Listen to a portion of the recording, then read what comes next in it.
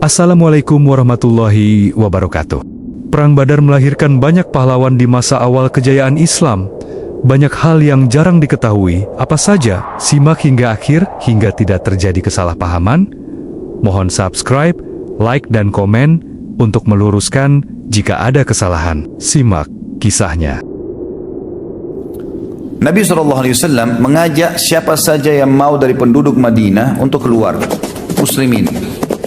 Terkumpul waktu itu bersama Nabi SAW 313 orang. 314 bersama baginda Nabi SAW. Setelah itu termasuk salah satunya adalah Hamzah. Dan Hamzah waktu itu radhiyallahu anhu termasuk ditunjuk oleh Nabi SAW memimpin orang-orang muhajirin. Berangkatlah mereka ke Badar dengan tujuan mengejar kafilahnya Abu Sufyan, yang pada saat itu dikawal kurang lebih 200 atau 300 orang juga. Kemudian pas tiba di wilayah Badar, kafilah Abu Sufyan lolos. Allah sebutkan panjang lebar dalam surah Al-Badr surah Al-Anfal tentang perang Badar ini. Bahkan Allah menamakan dengan perang atau hari Furqan yang membedakan antara kebenaran dan kebatilan. Allah juga menyebutkan tentang perang Badar ini kalau murni di situ ada campur tangan Allah dalam perang Badar. Allah mengatakan dalam surah Al-Anfal, "A'udzubillahi minasyaitonirrajim walau tawa'adtum lakhtalaftum fil mi'ad. Walakin liyaqdiyallahu amran kana maf'ula." Kalau kalian saling janjian antara pasukan muslim sama pasukan Quraisy, maka kalian tidak akan mungkin bertemu. Karena dua-duanya belum pernah berperang. Maka agak sulit jiwa pada saat itu untuk berperang. Allah SWT ingin menjadikan perang Badar pemicu supaya muslimin berani untuk mempertahankan kebenaran setelah itu. Yang jelas saudaraku seiman, keluarlah 314 orang ini tiba di wilayah Badar. Ternyata kafilah Abu Sufyan berhasil lewat lembah, gunung, lereng dan berhasil lolos. Tapi sebelumnya Abu Sufyan mengirim surat ke Mekah, kemudian meminta agar Abu Jahal dan grupnya ini semuanya untuk datang, dan terbentuklah 1000 pasukan perang. Beda antara pasukan perang dengan baju besinya, dengan topi besinya, dengan perlengkapan anak-anak panah yang banyak, pedang beberapa beberapa pedang yang dipersiapkan kalau patah, kalau jatuh. Itu semua persiapan perang. Kalau persiapan menyerang kafilah beda. 314 orang menyerang 300 orang. Berarti berimbang kekuatan atau bahkan muslimin lebih banyak. Cuma tanpa disangka mereka keluar, bahkan banyak di antara sahabat tidak pakai baju besi sama sekali. Ada di antara mereka tidak sama sekali pakai penutup kepala kecuali imamahnya saja. Tidak ada besi yang dipakai karena cuma menyerang kafilah. Apalagi bersama Nabi SAW gitu.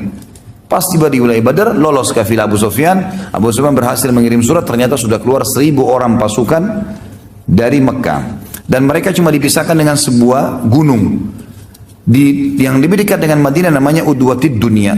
Dan yang lebih jauh di seberang gunung namanya Udwatil Quswa. Seperti itulah kurang lebih. Yang terjadi teman-teman sekalian, muslimin tiba di Udwatid Dunia dan musyrikin tiba di Udwatil Quswa. Kafilah sudah lewat. Ya. Kata Allah dalam surah Al-Anfal, "A'udzubillahi minasyaitonir rajim, antum bil udwatid dunya wa hum bil udwatil quswa war rakbu asfala minkum." Ingatlah ketika kalian muslimin tiba di wilayah dunia, sisi gunung yang lebih dekat dengan Madinah, dan orang-orang musyrik Mekah yang 1000 pasukan di Quswa, di sebelahnya gunung. Dan rakbu, kafilah, asfala minkum, lebih rendah dari kalian, maksudnya sudah berhasil lolos. Ya. Kalau kalian saling janjian maka tidak akan terjadi. Maka ringkas cerita teman-teman sekalian, Allah Subhanahu wa taala menyampaikan kepada Nabi Muhammad SAW kalau ada pasukan sudah tiba, gitu kan. Lalu Nabi SAW bermusyawarah dengan para sahabat, bagaimana saran kalian? Sekarang kafilah sudah lolos. Yang ada di depan kita pasukan perang 1000 orang, kafilah 300 orang sudah lolos. Nggak ada harta, nggak ada apa-apa. Ini pasukan yang kita hadapi. Bagaimana pendapat kalian? Abu Bakar berdiri mengatakan, "Ya Rasulullah, pergi kemana saja yang anda mau." Umar juga mengatakan, "Ya Rasulullah." Miqdad mengatakan, "Ya Rasulullah." Hamzah pun mengatakan, "Ya Rasulullah, jalan." Kami setuju semua. Sampai Nabi SAW mengatakan, "Berikan pendapat." Lalu orang-orang Ansar mengatakan, "Ya Rasulullah." Karena ini baru pertama kali orang-orang Ansar ikut bersama Nabi SAW. Biasanya kalau mau menyerang kafilah selalu orang-orang Quraisy, orang muhajirin saja. Tapi kali itu orang Ansar diberikan kesempatan. Maka berdirilah Sa'ad radhiyallahu anhu mengatakan, "Ya Rasulullah, seakan-akan anda menginginkan kami orang Ansar." Kata Nabi SAW, "Iya, tentu saja." Lalu kata Sa'ad, "Ya Rasulullah, perintahkan apa saja. Anda mau kemana saja perintahkan, kami akan ikut. Kami bukan berarti mau membela Anda di Madinah saja. Di mana saja kami akan bela Anda. Kalau seandainya Anda pun turun ke lautan, Anda perintahkan kami akan ikut. Maka Nabi SAW pun senang pada saat itu, persiapan perang sudah akan terjadi. Ringkas cerita pernah saya ceritakan, tentu ini peperangan mulailah mau berkecamuk, tapi malam harinya Allah turunkan hujan yang lebat di tempatnya orang-orang musyrik, sampai membuat baju mereka basah semua, kuda mereka basah, jalanannya jadi becek, semuanya jadi sulit untuk berperang, dan mereka malam itu tidak bisa tidur sehingga mereka letih. Di tempat muslimin turun hujan gerimis, dan hujan gerimis ini menyebabkan para sahabat ngantuk, sampai ada di antara mereka dalam riwayat Bukhari mengatakan di perang Badar setiap kali dia berjaga, dia bilang satu malam itu bisa 10 kali pedang saya jatuh kena ngantuknya. Dan ternyata ngantuk ini menghilangkan rasa takut, ya, menghilangkan rasa takut. Orang kalau sudah ngantuk sekali, dia akan tidur di pinggir jalan, dia akan tidur di hutan, pokoknya ngantuk sudah nggak mau tahu, gitu kan. Ya. Tapi kalau orang nggak ngantuk ini susah, gitu. Maka ngantuk ini Allah SWT sebutkan dalam surah Al-Anfal juga, amanatan nu'asan, itu ngantuk yang membuat kalian bisa tenang.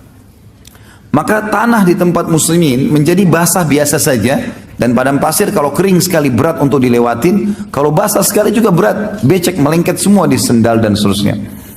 Maka tempat muslimin jadi basah sedikit sehingga mudah untuk dilangkahi.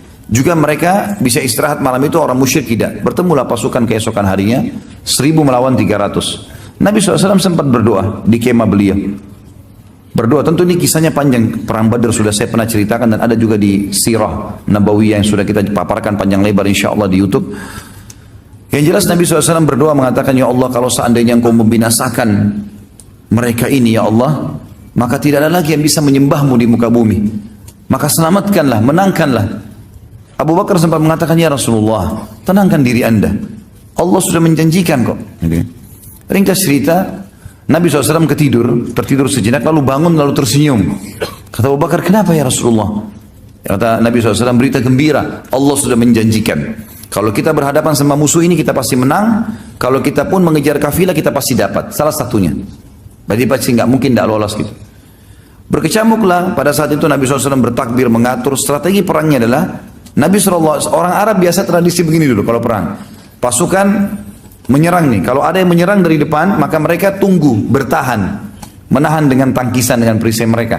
Setelah itu musuh mundur, mereka kasih kesempatan, baru mereka menyerang lagi. Datang lagi nebas, nyerang, kemudian kembali lagi. Begitu terus, nanti dari situ dilihat kalah atau menangnya. Tentu di peperangan sederhana sekali ya.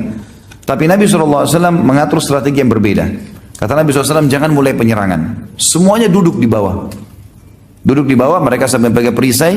Di bagian depan orang-orang yang pegang tombak dan pedang. Di bagian belakang para pemanah. Dibagilah oleh Nabi SAW. Orang-orang Quraisy bingung, belum pernah berperang dengan orang di medan perang duduk. Biasanya orang berhadapan, dihantam, pukul, kemudian mereka mundur, seperti itulah.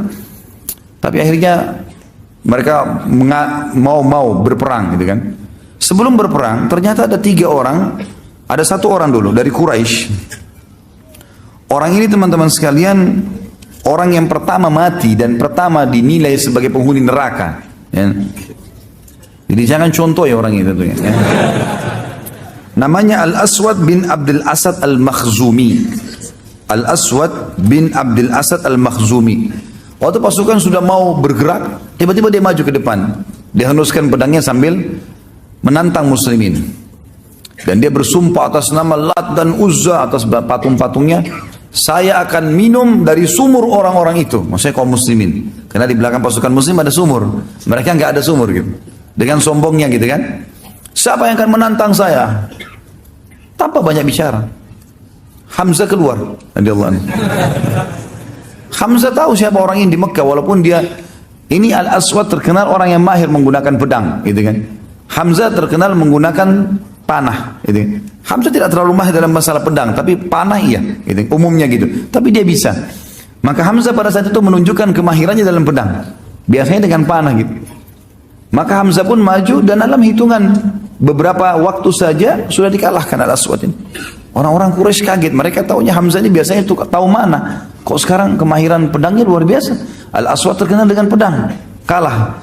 Dan akhirnya Hamzah menebas kedua betisnya. Terputus betisnya dan Hamzah biarin. Ini orang ngucur darah, bunuhlah saya. Kata Hamzah tidak. Biarin. Rupanya dia untuk memenuhi sumpahnya, dia terus merangkak ke depan pasukan muslimin. Maksudnya dia mau buktikan kalau dia mau bisa minum gitu kan. Kan tadi dia sumpah, dia harus minum air di tengah-tengah muslimin. Begitu dekat sumur, Hamzah bunuh. Gitu kan. Supaya sumpahnya tidak terpenuhi gitu. Melihat kejadian tersebut, ada 3 tokoh Quraisy yang lain maju lagi. 3 orang yang maju ini saudara adik kakak dengan anak gitu. Yang dikenal dengan Utbah bin Rabi'ah, Syaibah bin Rabi'ah dan Al-Walid bin Utbah. Utbah bin Rabi'ah dan Syaibah bin Rabi'ah adik kakak. Kemudian Al-Walid bin Utbah anaknya Utbah. Jadi kalau kita susun itu Utbah bin Rabi'ah dengan anaknya Walid bin Utbah. Kemudian ada saudaranya Utbah namanya Syaibah bin Rabi'ah. Keluarlah 3 orang ini dengan menggunakan semuanya topi besi, tinggal matanya yang kelihatan. Siapa yang mau menantang duel? Baiklah. Keluar dari muslimin 3 orang, dari Ansar semua yang keluar. Auf ibn Harith dan Muawwidh bin Harith. Ini Auf dan Muawwidh, kalau antum pernah dengar yang saya juga sampaikan di masalah perang Uhud, mereka lah berdua yang menebaskan pedangnya ke Abu Jahal, ya, yang umurnya masih 15 sama 16 tahun. 2 orang yang sangat pemberani luar biasa nih. Auf bin Harith dan juga Muawwidh bin Harith. Gitu. Ada yang mengatakan namanya Mu'ad dan Muawwidh, tapi yang jelas namanya sama saja. Ini intinya 2 orang. Dan yang ketiga adalah Abdullah bin Rawaha. Keluarlah mereka, karena mereka tidak pakai imam, tidak pakai topi besi. Mereka keluar tadi mau kejar kafilah saja. Maka kelihatan wajahnya. Orang-orang yang 3 orang tadi, Utbah, Syaibah dan Walid, tidak kenal orang-orang ini. Siapa kalian? Mereka sebutin. Kalau mereka juga punya nasab yang baik di orang-orang Ansar. Lalu tiba-tiba Syaibah mengatakan, "Hai Muhammad, keluarkan dari suku kami. Kami nggak mau dari orang-orang Madinah ini, jangan. Orang dari suku kami yang setimpal dengan kami."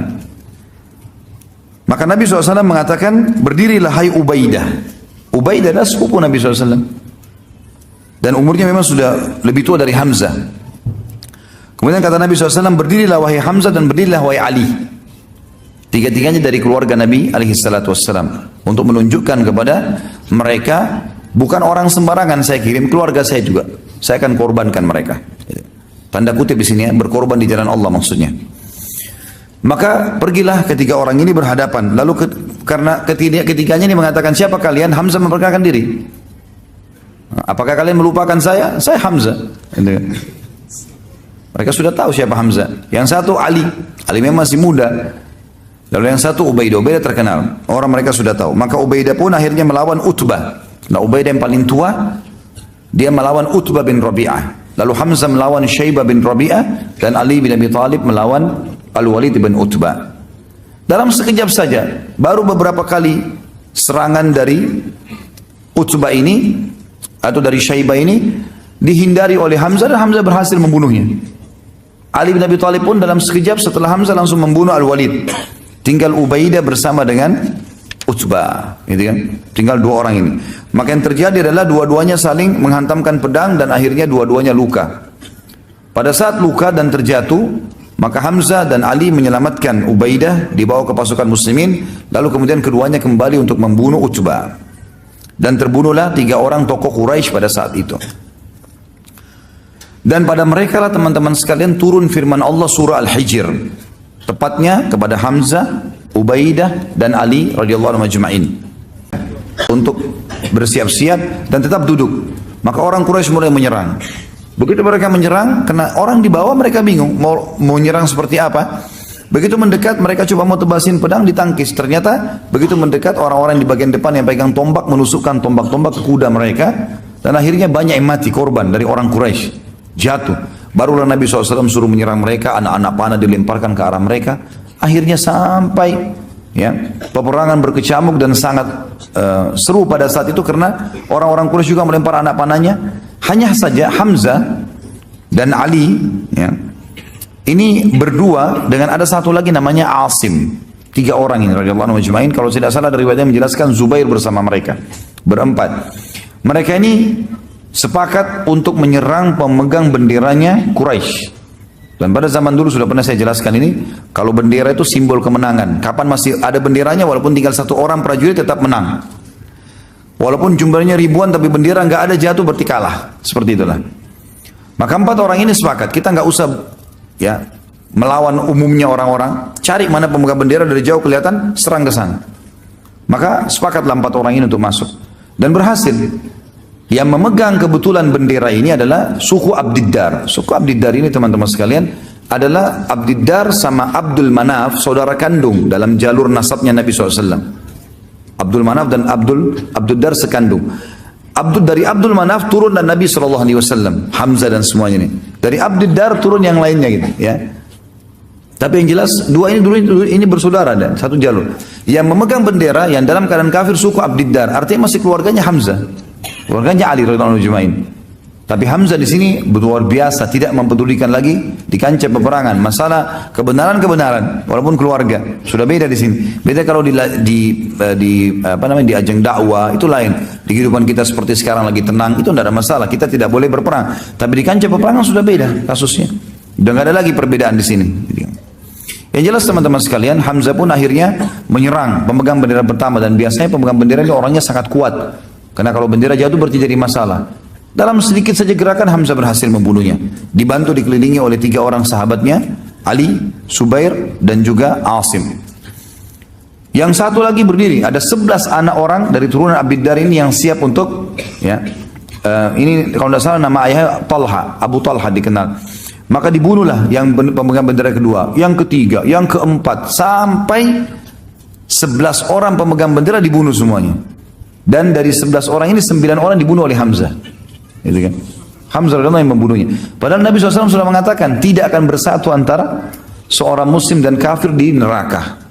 Siapa yang berhasil bunuh satu orang kafir di kancah peperangan, kalau jihad yang benar, maka tidak akan bersatu antara dia sama kafir itu di neraka. Artinya dijamin masuk surga. Hamzah membunuh 9 orang pada saat itu. Ali membunuh 1, Zubair 1, Asim 1. Gitu kan? Yang lainnya 1-1. Hamzah 9. Pada saat 9 orang itu sudah jatuh, gitu kan? 11 orang itu sudah mati terbunuh. Tinggal ada 1 orang budak lagi. Budak dari Abdiddar. Badannya sangat kekar, dia memegang bendera tersebut lalu dia menggoyangkan. Ya, pada saat dia lagi menggoyangkan itu, yang mengejar budak ini adalah Asim. Hamzah dengan Ali dan Zubair sudah melihat, oh sudah selesai, bendera sudah jatuh, nggak mungkin. Mereka pas mau balik ternyata budak ini berdiri. Asim lah yang mendekati. Ada satu perempuan, saudarinya 11 orang yang mati melihat. Ternyata 11 orang saudaranya mati semua di dekat bendera. Dan waktu itu Asim mau membunuh yang budak yang terakhir, yang ke-12 sebenarnya. Orang lain ini, bukan orang yang punya kewajiban pada saat itu. Maka dia pun berteriak mengatakan, "Hai Quraisy," dia pikir Asim yang bunuh 11 orang ini. "Hai Quraisy, siapa yang bisa mendatangkan kepada saya kepalanya Asim, maka saya akan bersihkan otaknya, batok kepalanya, lalu saya isi dengan emas, sejumlah itulah punyanya dia. Lalu saya akan minum khamr di batok kepalanya." Perempuan itu berkata gitu. Akhirnya orang-orang Quraisy banyak yang mendekati bendera mereka pada saat itu. Dan berhasil, pada saat itu orang-orang Quraisy banyak mengejar Asim, dan Asim sempat mundur, ya, artinya mencari lowongan kesempatan untuk menyerang yang lainnya. Sampai akhirnya orang-orang Quraisy terkalahkan pada saat itu karena budak ini berhasil dibunuh lagi oleh Hamzah. Jadi Hamzah memanuver dari belakang pasukan dan membunuh budak ini sehingga bendera jatuh. Dan waktu itu sudah tidak ada lagi berani yang memegang bendera karena bendera ini tertancapkan, dan di situ ada 12 orang yang memang ditugaskan Quraisy untuk memegang bendera. Maka kocar-kacirlah pasukan ini, bubar semuanya, gitu kan. Jadi kita bisa katakan teman-teman sekalian, kemenangan di Badar disebabkan oleh siapa? Setelah Allah SWT, Hamzah.